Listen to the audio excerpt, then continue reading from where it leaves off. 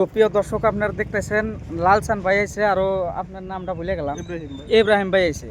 তো এই দুজনে আইছে এই মসজিদটা দেখবার নিয়ে হয়তো জায়গার পরিস্থিতি দেখবার নিয়ে না লালসান ভাই। আপানপাড়া যেটা মসজিদের যেমন ভাঙন ডাহন কিরম ভাঙতেছে?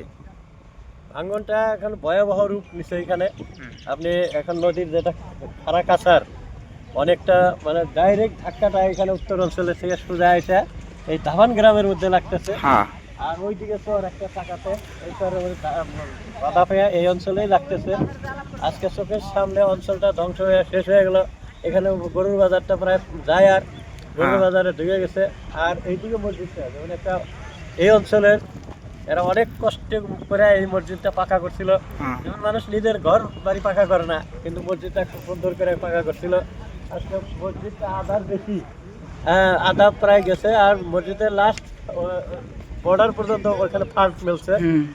হয়তো একটু অল্প একটু যদি প্রাকৃতিক দুর্যোগ আসে, বাতাস টাতাস আসে, তাহলে মসজিদ আজকে রাত্রের মধ্যে হয়তো বিলীন হয়ে যাবে।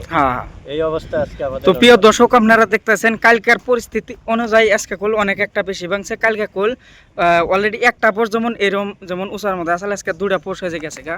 প্রিয় দর্শক আপনারা দেখতেছেন। তো কেমন আছো লালসান ভাই? ভালো আছি ইনশাআল্লাহ। ইনশাআল্লাহ। তুমি আইসা ওখানে দেখবার নাকি অনেক দূরে কোনে আমরা জানি। তো ভালো আছেন না? আচ্ছা, এই অনেক যেমন ভয়ানক দৃশ্য না, যেমন সাইডেও তো খারাপ না, মানে দেখতে তো পারতেছেন। তো ওয়াহাব বাজার আসাল ওইদিকে বাজারে একটা যে মসজিদ আসলো না, হ্যাঁ ওরকম আপনারা ভাববেন যে হয়তো এই ভিডিওটা ওয়াহাব বাজারে ওয়াহাব বাজার না, এটা দাপান পাড়া কয়। পাড়া হয় আর কি। হ্যাঁ। ওয়াহাব বাজার আসলে ওই দিকে ওই যে নাওড়া যে দেখা যাচ্ছে হ্যাঁ। এখান থেকে না হইলে 1 কিলোমিটার 1 কিলোমিটার হবো। আচ্ছা, তো প্রিয় দর্শক আপনারা দেখতেছেন লালসান ভাই আইছে আর আপনার নামটা ভুলে গেলাম, ইব্রাহিম ভাই আইছে। তো এই দুজনে আইছে এই মসজিদটা দেখবার নিয়ে হয়তো জায়গার পরিস্থিতি দেখবার নিয়ে না লালসান ভাই।